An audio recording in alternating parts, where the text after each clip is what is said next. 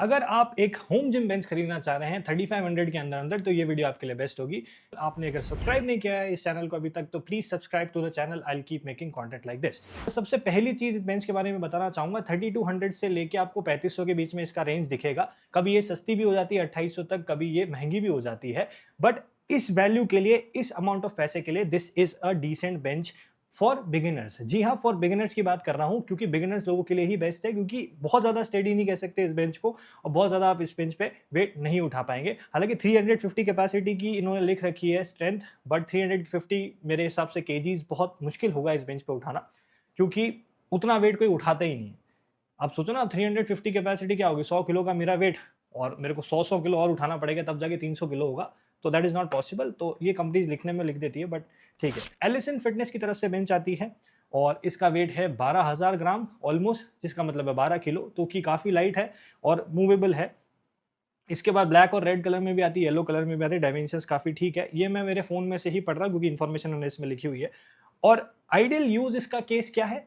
For beginners it is good, beginner to intermediate. अगर आप 15-20 kilo तक उठाते हैं हर एक एक्सरसाइज में, डंबल में 15-15, तो this is good for you. देखो, फ्लैट अगर इसको करके करोगे तो काफी स्ट्रांग है बेंच, थोड़ा इंक्लाइन करके या डिक्लाइन करके करोगे तो बेंच थोड़ी सी फ्लिमजी है, बाकी फ्लैट बेंच करके करोगे तो बहुत ज्यादा लोड कैपेसिटी है इस बेंच की। अब देखो, मैं मटेरियल्स की बात नहीं करूंगा, टाइप ऑफ स्टील की बात नहीं करूंगा, मैं प्रैक्टिकल यूज पे आता हूँ। तो one of my friend has this bench काफी टाइम से, 2 साल हो गए उनको ऑलमोस्ट, और वो खुद का, उनका बॉडी वेट 72-73 केजीज है और उसके ऊपर वो 15-15 केजीज के डंबल उठाते हैं। तो ये बेंच स्टेबल रहती है। उससे जैसे ही हम ऊपर जाते हैं, लेफ्ट राइट और आगे पीछे थोड़ा सा बेंच फ्लिमजी सी हो जाती है। तो 70-80 केजीज का बंदा हो अगर और वो 50 किलो और ऊपर उठा रहा है तो there won't be a problem. Decently stable है ये बेंच, ऐसा कोई बड़ा प्रॉब्लम आपको नहीं आएगा। अब बेसिक सी बात करें, किन लोगों को यूज करनी चाहिए? टीनेजर्स जिनका बजट नहीं बैठता जिम जाने का। सेकंड चीज, एजेड लोगों को इसलिए क्योंकि वो लोग बहुत ज्यादा वेट नहीं उठाते हैं। अब वेट आप ज्यादा नहीं उठाएंगे तो आपको 15-20-25 हजार की बेंच की जरूरत नहीं है। This is going to work out very well for you. लेकिन याद रखना कि अगर आप वेट हैवी उठा रहे हो तो this is not the best bench for you, but आप चाहे तो खरीद सकते हैं, सस्ती है, बट यूज केस समझ के खरीदना, बाद में मुझे आके गाली मत दे। एक लिमिट तक स्टेबल ये बेंच, क्योंकि बहुत ज्यादा महंगी नहीं है तो मटेरियल भी बहुत ज्यादा महंगे यूज नहीं होते हैं, बहुत हेवी फ्रेम यूज नहीं होता है।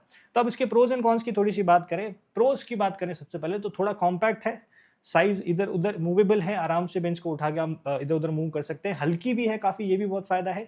बिगिनर्स के लिए बहुत बढ़िया है और अफोर्डेबल भी है। अफोर्डेबल होना बहुत इंपॉर्टेंट चीज़ है, क्योंकि आज के ज़माने में काफ़ी लोग होम जिम को प्रेफरेंस देते हैं over going to a particular gym, क्योंकि टाइम कम होता है, आने जाने का टाइम भी लगता है। फिर उसके बाद देखो, बिगिनर्स के लिए बेस्ट है, ये प्रोज इसके कुछ हो गए। अगर कॉन्स की बात करें तो this is not very stable for everyone. Stable है बिगिनर्स के लिए, but if you are going heavy enough, stable नहीं है, फ्लिमजी सी है, थोड़ी लेफ्ट राइट और ये सब मूव करेगी। सेकंड चीज है, इसमें एक जो बीच में हैंडल दिख रहा है आपको पीछे, ये हैंडल बीच में टच होता है जब भी आप उल्टा लेट के रोइंग वगैरह कर रहे होते हैं, तो ये थोड़ी सी एक प्रॉब्लम होती है। इसके बाद आप देखेंगे तो इसमें मुझे ना जो नीचे जो लगे हुए ना, जिनमें पैर फंसाते हैं सपोर्टर्स, वो हाई क्वालिटी नहीं लगे और वो बहुत पीछे हैं।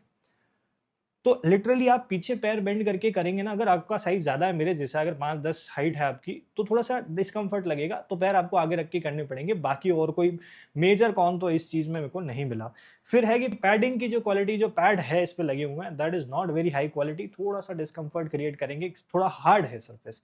लास्ट कॉन की मैं अगर बात करूं, लास्ट कॉन यही है कि बिगिनर लोगों के लिए बेस्ट है, इंटरमीडिएट और एडवांस लोगों के लिए बिल्कुल भी नहीं है, and you are not even paying that amount of money.